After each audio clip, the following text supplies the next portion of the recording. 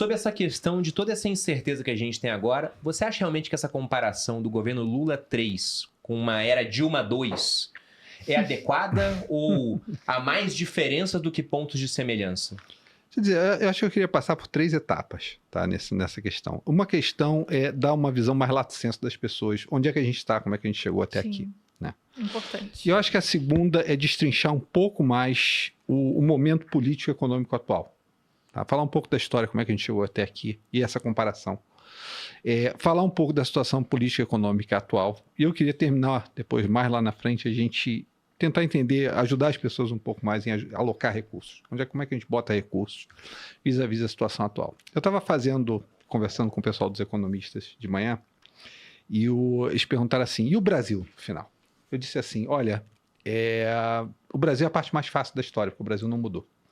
Tá? Porque eu falei, basicamente, que com o Trump nos Estados Unidos, muita coisa estava mudando. Sim. Que com o Friedrich Merz, com o novo chanceler alemão, muita coisa estava mudando na Alemanha com o pacote novo. Falei que na China, com o novo processo de tecnologia e inteligência artificial, muita coisa estava mudando. E o Brasil? O Brasil somos nós, como sempre fomos, né? E não tem... A história, se você parar para pensar, eu vou botar isso num contexto histórico para a gente entender isso melhor, nada mudou aqui no Brasil. A gente está vivendo um processo que é um processo lento na direção, no encontro de um acerto de contas que vai ter que ser feito. Eu vou explicar que acerto de contas é esse, como esse acerto de contas vai ter que ser feito em algum momento, tá? A gente, tipo assim, o Brasil é um país simples de entender, tá? Eu entrevistei recentemente o Maílson, né? Pessoa maravilhosa, ele diz assim, Rui, só tem um problema, se você me desse a presidente da República, eu disse 3 coisas que você faria com a caneta na mão. O Maílson falou, produtividade, produtividade, produtividade. E você quer entender a economia brasileira, como é que a gente chegou até aqui, os problemas que a gente tem, eu vou descrevê-los em detalhes, é um só, falta produtividade e falta produtividade, a não ser em um setor, que é o setor agrário, que eu vou descrever também em mais detalhes. Mas o Brasil é um processo de falta de instituições econômicas que levam a gente a não criar um processo de aumento de produtividade. E tipo assim, quando você fala dessa falta de instituições, né, tudo aquilo que a gente já sabe, Estado sequestrado, a falta o interesse de poucos prevalece sobre o interesse de muitos, a gente sabe disso tudo. Mas essa falta de instituição, cara, não vem de hoje. O país é assim, né? A República foi um golpe.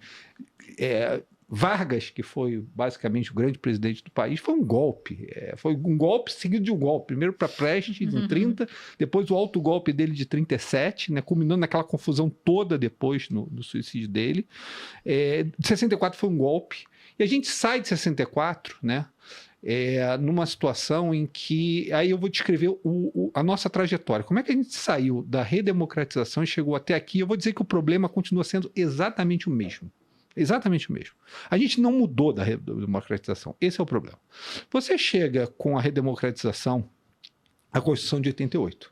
Na Constituição de 88, você cria uma Constituição onde tudo, na verdade, são transferências. A necessidade, lógico, você tinha um país muito empobrecido. 88, o default da dívida foi 82. A crise do petróleo, a segunda foi 79, que realmente quebrou o país.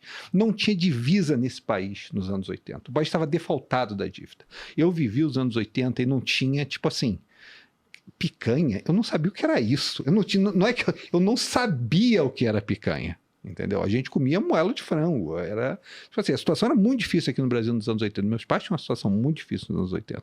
Lógico que você vai votar uma antítese ao regime militar em 88, você votou uma Constituição em que colocou em andamento o processo que a gente está agora, e é um processo que tem uma data marcada como se fosse um julgamento final, em que a gente vai viver esse julgamento final. Tá? Como é que foi esse processo? 88, você faz a Constituição Cidadã e você diz assim, eu vou aumentar benefícios gradualmente dentro dessa sociedade. Existem mais direitos da sociedade e existe, na verdade, um clamor da sociedade por um pouco mais de justiça social. Porque qual uma das razões que a gente está no problema de falta de instituições que a gente tem hoje?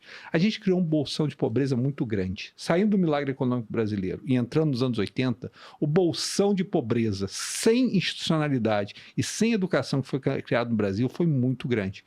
Esse bolsão de pobreza, eu vou argumentar, que ainda é uma das razões que não nos permite ser um país que a gente gostaria que fosse. Esse bolsão de pobreza fez o eleitor mediano muito pobre. Esse eleitor mediano muito pobre vota por benefício. Ele vai sempre votar por benefício. Então você sai de 88 da Constituição Cidadã, aumentando a necessidade de gasto do governo. Aí chega em 94. Eu vou explicar, você vai entender onde é que eu vou chegar. Quando você chega em 94, você estabiliza a moeda. De 94 para cá, a história foi uma só. E eu vou argumentar, na verdade, que a presidente Dilma talvez tenha pego a pior fase dessa história.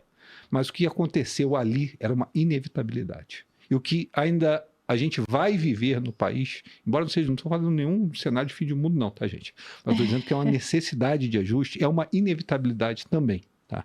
Você fez o seguinte, governo Fernando Henrique, primeira coisa que você faz, você tem que fazer um ajuste fiscal ali no FHC 2 e você entrega o governo ao presidente Lula com um superávit fiscal de 3%. Eu vou voltar nesse número. Guarda isso, superávit primário de 3%. A gente entregou o país ali. O governo Lula 1 e Lula 2 foi a antítese do governo Dilma em 2 critérios. É importante a gente entender isso. Não foi só o boom de commodities. Todo mundo fala, Lula 1, Lula 2 teve boom de commodities. Sim, teve boom de commodities e a China. Mas teve um fator que foi fundamental para a queda do governo Dilma, crédito. O Brasil não tinha crédito na pessoa física. O crédito era muito pequeno. E você ali começou com consignado e você aumentou enormemente o crédito, a fatia de crédito disponível em relação ao GDP. Esse foi o principal propulsor do governo Lula. Bolsonaro teve um boom de commodities. Não foi a mesma coisa do governo Lula. Tá? Saindo da queda abissal de commodities durante o governo Dilma, Bolsonaro teve a recuperação de commodities. Não foi igual ao Lula 1, que o Lula 1 tinha o fator crédito, a expansão do crédito, o começo da expansão. Antes da. É igual a Argentina hoje. A Argentina hoje não tem crédito. Tá? Se você estabilizar a moeda, você vai ter uma explosão de crédito na Argentina. No Brasil, se você estabilizou a moeda em 94, Fernando Henrique, durante os seus 2 governos, criou as condições fiscais, a estabilidade fiscal, porque foi muito difícil estabilizar a moeda, tá? Criou as condições fiscais, entregou para Lula com 3% de superávit. Naquilo ali você criou um boom de crédito fantástico. Aquele boom de crédito com o boom de commodities da China fez o que foi o governo Lula 1 e Lula 2. Só que você estendeu. O que foi Lula 1 e Lula 2? Você tinha esse boom, você crescia a receita barbaramente, quase 6% ao ano, e você crescia a despesa na mesma proporção. Então, quando o Lula 2 entrega a Dilma, você tinha o mesmo superávit primário praticamente. Você rodou, mesmo crescendo a despesa a níveis de 6,5%, e essa foi toda a história do país depois do Plano Real. Toda a história do país depois do Plano Real foi: eu cresço de receita, eu cresço despesa e eu me endivido mais. A história foi toda essa: mais dívida, mais despesa, mais receita. Lula 1 e Lula 2 foi isso: grandes transferências pelo crescimento de receita, crescimento de despesa e o começo embrionário do crescimento da relação dívida-PIB do país. O problema é quando você bate no governo Dilma, esse modelo estava exaurido, esse modelo estava se cansando. Sim. Dilma recebe um consumidor que já estava bastante endividado. Dilma recebe a queda dos preços de commodities. Toda a reversão do preço de commodities acontece no governo Dilma. Dilma recebe uma China em crise. A China estava em crise, era a crise de 2015, 2016 da China, quando eles tiveram que reincentivar a economia novamente naquela época pelo processo de commodities. Dilma teve uma seca horrorosa. Mais ou menos um efeito ali como o Fernando Henrique teve no apagão, quando não chovia, não tinha reservatório, era novamente as crises dos reservatórios. Tá? Dilma fez o que Lula fazia, e que era a regra. Basicamente, você tem aquela brincadeira, você escreve 3 cartas para o seu sucessor, né? Uma das cartas que o Lula escreveu para Dilma era: se der problema, faça fiscal. E Dilma tentou fazer fiscal. Só que Dilma tentou fazer fiscal no momento em que a receita do país caía fortemente por causa das commodities, no momento que você tinha esse problema da seca e no momento em que o consumidor, a parte privada da economia, não aguentava mais tomar mais... A mola de impulso de crédito não podia acontecer naquele momento. Então, o que aconteceu naquele momento? Você não tinha fator de produção suficiente, você inflacionou. Você jogou mais fiscal em cima da economia, BNDES naquela época, Petrobras, coisas imensas, quantidade de créditos imensas da economia, você inflacionou a economia. Sabe o que eu lembro dessa época? Eu tive amigo meu do Exército que comprou caminhão por conta do crédito da Dilma.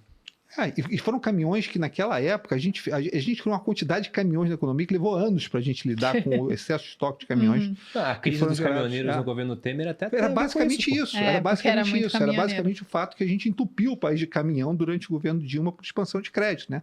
A gente naquela época... Foi um processo, se você parar pensar, olhando em hindsight, olhando para o passado, era a crônica de uma morte anunciada. Você teve...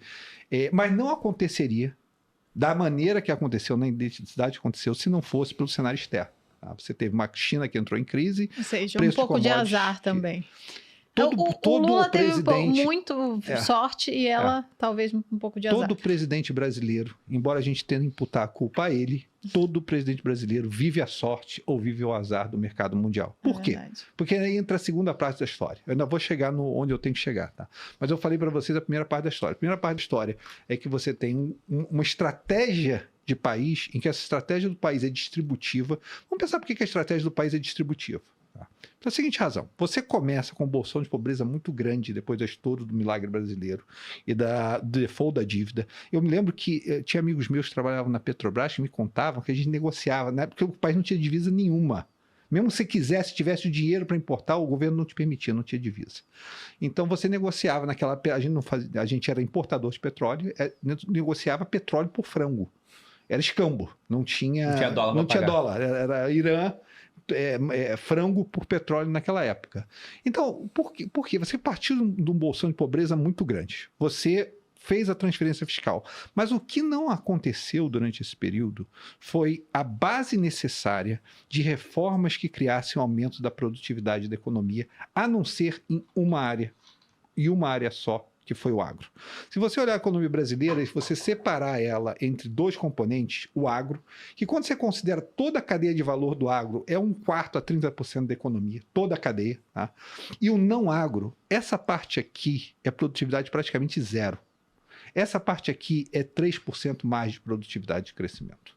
3% de crescimento de produtividade é o que você precisa para transformar a Coreia de um país paupérrimo ao longo do tempo, num país que tem 3,5% a renda per capita do país. 3%, 3,5% de produtividade é o que você precisa transformar a Austrália na economia desenvolvida que é hoje. É mais ou menos isso. Zero não funciona. Mas olha só, se você tem 3,5% de crescimento de produtividade em uma área em que emprega muito pouca gente, que a maioria das pessoas são empregadas por consumo, é a área de consumo e serviço da economia. O que você tem que fazer para que esses 3% de produtividade de crescimento dessa área permeiem a população inteira? Você tem que fazer esse processo de transferência gigante da economia americana. Então, da economia brasileira. Como essa área aqui gera todos os ganhos de produtividade, essa área cresce, ela é taxada na sua cadeia inteira, não é só o produtor rural, estou falando de 30% da economia, toda a cadeia de valor, e você tem que pegar essa cadeia de valor e pagar esse cara aqui, né, que é o Bolsa Família, que é o BPC, que é o crescimento da Seguridade Social. O problema, e não é um problema só do Brasil não, tá? A gente escreveu isso numa carta recente, o problema do mundo inteiro. O problema do mundo inteiro é que o gasto do governo hoje, seja dos Estados Unidos, seja da Europa, seja do Brasil, é basicamente transferência diretas para pessoas, seja saúde ou seja Seguridade Social. Tá? Ou seja, qualquer tipo de garantias. Então a gente foi crescendo esse problema. Só que quando a gente foi crescendo essa transferência de valor, a gente foi batendo em limitadores naturais. Qual foram os dois? Por isso que eu digo, é uma história só. A gente está vivendo uma história só. A coitada da Dilma, da presidente Dilma, na verdade, ela simplesmente era um elo de uma cadeia, que era uma cadeia muito grande. Uma cadeia que começa com a Constituição, com a estabilização da moeda e criou um processo só. A gente bate em dois limitadores. Primeiro limitador, a gente teve limitador de receita. Em algum momento a sociedade começa a gritar e o Congresso começa a gritar. Diz assim, olha, eu não te dou mais receitas. Eu não te dou mais novas fontes de receita. Não pense em CPMF, não pense em tributação de... Não pense em mudar JCP, não pense em tributação de dividendos. Aliás, essa a gente vai testar agora, que eu vou falar com vocês depois. Mas não pense em eu te dar novas fontes de receitas, tá? E essa é a primeira limitação. A segunda limitação que a gente bate é o teto da dívida PIB. Que em algum momento as pessoas olham assim, que começou ali muito baixo, 20%, não tem problema, 30%, não tem, 40%, 50%, 60%. Quando vai chegando perto de 80%, alguém olha assim e diz assim, cara, tem algum problema assim, e levou 30 anos para a gente fazer isso. Tá? Então esses dois tetos, né, que a arrecadação sobre PIB já é alta demais, e do segundo e atrapalha o processo econômico. Lógico, parte da produtividade zero que você tem fora da economia agro é o fato de que você simplesmente foi crescendo o teu sócio, os sócios aqui, né? O teu sócio governo, ele não parou de crescer. Ele só cresceu esse tempo todo, ele tirou mais e mais de você. Então, logicamente, se você tem um sócio que tira mais e mais de você, você não tem incentivo para ser produtivo. Você não tem incentivo para fazer a parte privada. Então, você bate nesses dois limitadores. Quando você bate nesses dois limitadores, você chega exatamente na situação que você tem hoje. em que você tentou novamente a carta do sucessor, né? Pegou a carta do sucessor e disse assim, quando você tem problemas, faça novamente o esforço fiscal. A gente fez novamente um esforço fiscal, que não foi um esforço fiscal pequeno. Lembra dos 3%? Se a gente tivesse crescido as despesas do governo pós-Covid, não estou nem falando só do presidente Lula, estou falando do final do presidente Bolsonaro com as PECs no momento da eleição. Se a gente tivesse mantido pós-Covid as despesas do governo crescendo somente em linha com a inflação, nada mais razoável. A gente teria um superávit primário hoje de 3%, porque a arrecadação cresceu muito barbaramente. Tá? Por que esse número mágico de 3%? Porque que foi um número que a gente teve na primeira metade desse século. A primeira metade desse século, a gente conseguiu carregar um superávit primário de 3%. E aí a gente não batia em problemas. Com zero de superávit primário, que não é zero, porque se você colocar ali precatórios, tudo, para fiscal, vai no negativo. Para mim, o Milton Friedman tinha aquela frase maravilhosa, né? Você quer saber, o Mailson me falou isso também, quando a gente não tinha conta pública, que as contas públicas foram criadas ali na época do Mailson, tinha conta de movimento, do Banco Central. Quando você não sabia a conta pública, só fazia o seguinte, pega a dívida um ano, a dívida no outro, subtrai um do outro. O quanto cresceu sua dívida é o quanto é o seu déficit. Né? Porque é basicamente isso. Se você não sabe controlar a sua dívida, as suas contas públicas, você sabe quanto cresce seu déficit. Né? Então, o déficit brasileiro hoje, né, quando você cresce a 3% ao ano, você sabe que é 4% do PIB. Como é que você sabe isso? A dívida pública cresce a 4% do PIB, ceteris paribus, contanto que você cresça o GDP a 3%. Rui, se eu crescer a 0%, se eu crescer a 0%, matemática é simples, você cresce 7%. A dívida pública. Esse é o problema do Brasil. Se você considerar que o crescimento natural, endógeno da economia brasileira, produtividade zero, e uma democracia decrescente, e daí você adiciona a produtividade do agro, vamos dizer, a gente vai crescer a 2%. É muito até. Porque é o Brasil hoje, é muito. Tá? Você vai crescer a 2%. Cara, você vai crescer a 2%, a tua dívida nos juros atuais vai crescer a 5% ao ano. Esse é o seu tamanho do seu déficit. Não adianta você falar que o seu déficit primário é zero. A tua dívida cresce 5% ao ano. Por que a gente está falando? Por que você volta para o 3%? Sempre você vai voltar para o 3%. Porque para você, tem dois componentes que você pode estabilizar essa dívida. Menos juros e mais primário. Se você conseguir tirar 2, 3% de juro real da economia brasileira, for do 7 para o 4, tá? Que é o que se acreditava no passado que era sustentável no Brasil, a tua dívida cresce 3% mais devagar. Um pouco menos, porque não é 100% dívida PIB, tá? Mas cresce 3% mais devagar. E, ao mesmo tempo, o que vai acontecer? O teu crescimento entra aqui de 2%, a tua dívida cresce menor, e se o superávit primário de 3% entra, você estabiliza a dívida PIB. É isso que você precisa. Você precisa de um processo que seja crível do ponto de vista fiscal, no ponto que você está agora, para você dizer assim, eu consigo estabilizar essa dívida PIB. Rui, mas é fundamental estabilizar a dívida PIB? Se ninguém estabiliza a dívida PIB no mundo, é a pergunta que eu normalmente recebo. Isso é um processo global. Isso é um processo, a gente escreveu em Fahrenheit 451, uma carta da gente, assim, o pêndulo vai de um lado para o outro, sempre no mundo, né? Direita, esquerda, mas o pêndulo fiscal também vai para um lado para o outro. Você tem período de expansão fiscal e período de consolidação fiscal. O mundo inteiro, por causa dos juros baixíssimos, negativos na década de 2010, 2020, no mundo, porque os juros caem desde 1984, os juros do mundo caem constantemente até o low que eles fizeram em 22 e aí começaram a subir novamente. Por causa desse movimento de geração de queda de juros, o fiscal ficou muito frouxo no mundo inteiro e no Brasil não foi exceção. Ele ficou muito frouxo. É muito frouxo nos Estados Unidos, é muito frouxo na França, Diversos países têm o mesmo problema do Brasil, dinâmica de dívida PIB. A França, a dinâmica de dívida PIB da França não é muito diferente do Brasil, não. Tá? Ela cresce lá 3% ao ano. Nos Estados Unidos, a dinâmica de dívida PIB não é muito diferente do Brasil. A única diferença, logicamente, é a credibilidade. Os Estados Unidos não precisam do financiamento externo que a gente precisa. A gente ainda trabalha, a gente tem uma conta de deficitária, de conta corrente, e que a gente, olha só, isso que é interessante, a gente nunca consegue, mesmo com todo o agro, a gente nunca conseguiu fazer essa conta corrente virar positiva. Já pararam para pensar nisso? A gente teve um crescimento de 3% de produtividade no agro, ano depois de ano, por décadas, e você não conseguiu virar a conta corrente do país. Sabe por que você não conseguiu virar a conta corrente do país? Porque esse lado aqui tem zero produtividade. Tá? Aí você vai crescendo a função de consumo, porque toda a estratégia econômica brasileira é você fazer transferências diretas, tá, para a população, transferências diretas com alto poder de consumo, tudo é consumido, que é dinheiro dado para pessoas que nem conseguem poupar, né, elas têm uma renda muito baixa. E aí a máquina brasileira de produtividade não consegue gerar os bens que essa pessoa precisa. Onde é que isso vai ser buscado? Lá fora. Te importa. Então você importa. Você vê recentemente, o que aconteceu recentemente? A gente cresceu o PIB 3%. Só que o consumo interno não estava crescendo 3%, estava crescendo 4,7%. A diferença vinha de onde? Você tinha que importar mais nesse processo. Entendi. Tá? Cada vez mais a máquina, para manter essa máquina viva, como essa parte da produtividade não funciona, você aumenta a conta de importação, mesmo com todo o crescimento de petróleo, agro, você não consegue virar essa conta corrente brasileira positiva. Porque o modelo econômico é esse. O modelo econômico é qualquer superávit gerado é gasto. Basta ver, cara, a arrecadação cresceu. Aumenta também a corrupção, né? Aí eles falam que Lógico, dá né? para roubar um pouquinho aqui a Outro mais. dia,